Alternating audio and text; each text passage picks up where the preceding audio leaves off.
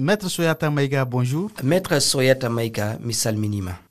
Misal mitike. Maître, vous avez un parcours. Ko asarɗiyankejo magistrajo mawɗo andaɗo ko fati e sariya a woni hoorejo ngungomu denɗal leydi afrique toppitindu kala ko fati hakkeji neɗɗanke. Hande alhaali teddingol hakkeji neɗɗanke hino muusi e leyɗe goɗɗe nder afrique, ɗum ko wano soudan, wano wa RD congo, wano wa nder leyɗe meɗen sahel. Yewtiyan ko no yiruɗa on alhaali. Les droits de l'homme dans ces pays. C'est des situations dramatiques qui s'accompagnent d'abord de... Ko alhaali muusuɗo fewndi e ɗe leyɗe ɗe limuɗa ɗo. Alhaali fawiiɗo e bonnugo gese remoɓe, sunna luumoji, bonna gollirɗi rewɓe e sukaaɓe, wonuɓe e eggude yaa e dakorɗe. ɓen ko egguɓe e nder leydi walla egguɓe iwruɓe yaasi. E dakorɗe hino ŋakkiri feere to dental adunaru oni kaalisiiji wonaɗi e tottede ɗi ɗuytama. ɗum addi yo pelle goɗɗe walloje yimɓe tampuɓe dartinde balle ɗe baale waɗanaynoɗe ɓe egguɓe e lorriɓe. ɗin kaalisiiji le ko naadeteɗi e programme uji mawɗi faatiɗi e jande cellal e balle faade e yimɓe ñawɓe sida. ɗi programme uji ko wallunoɗi fota yimɓe ɓe e ɗi hino tawano kadi ñamale to goose waɗanteɗe rewɓe e yimɓe hoɗuɓe ka doori. ɗum fof dartinama e nder leyɗe goɗɗe walla e ɗe leyɗe ɗe limuɗon ɗo.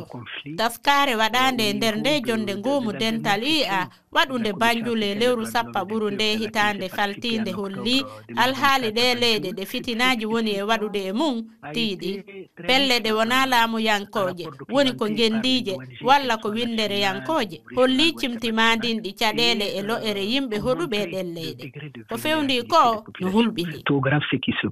Ces situations que vous décrivez. Maître, o alhaali mo wonɗa yewtude o alhaali mo wonɗa e firtande en ɗo ɗum holli ko ɓe yimɓe civil ɓe ko ɓen ɓuri tampude ko ɓe woni hakkunde ngulamu hakkunde e jeyadiyankoɓe hakkunde ɗe pelle kaɓirɗe ko honno hande ɓe wawa hiwirede. Telle situation. La protection des droits de l'homme est tributaire teddingol hakke neɗɗanke no fawi e to wendi kisal yimɓe ɓe e jawle maɓɓe.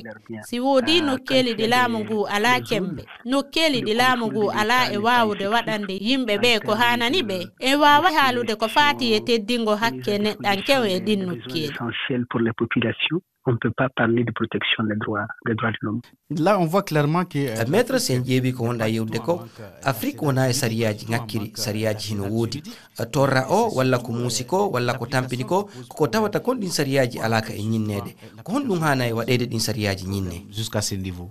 Il y a d'abord la volonté politique. ko adi tawo ko anniye politique ardiɓe leyɗe ɗe ko ɓeydi ɗon ko sariyaji wonaɗi sincede ɗi ŋakkendi hino e majji. e nder moƴƴingol ɗin sariyaji yimɓe faamuɓe hino hana tawnorede ɓe tawnore kala e sariya wonaɗo e moƴƴinede. hollugo kala sariya windere yankojo mo leydi lawɗini laatoto sariya tedduɗo e hoore sariyaji leydi ndi ɗum tan yonata ko ma sariyaji leydi ndi darte feppine e sariyaji windere lawɗinaɗe ɗi wawe ñinnede gollire ka cuuɗi ñawirɗe. devant les tribunaux. Oui, mais maître, kono maître wona sariyaji windere yankoji ɗin tun hay sariyaji gendiji ɗi ala kay ñinnede. Justement, et tout ça, c'est des gaps. ko non woni ɗum fof ko ŋakkendi ɓoylare addore lural e nder heblo ñawoɓe ɓe. sabu faamuji ɓe ñawoɓe e faamuji avocaɓe e huissier ɓe ɗum woni laatinayɓe pellitte ƴetteteɗe e nder cuuɗi ñawirɗi haray hino serti. ndu jiɓuruɗo fof ko yimɓe ɓen lorrata ko ma hebloji waɗe kono ɗum no fawi e jawle sabu hay si tawi dawroyankeɓe ɓe no jogii annuyeji moƴƴi ko ma kaalisiji heɓe siɗi wawi e laatinede. e nder leyɗe men ko sukaɓe ɓuri ɗuɗude hino ɓuri 50 e nder temedere wel ɓen hino hana tawnorede e moƴƴingo programme uji politique e programme uji rendo ngo.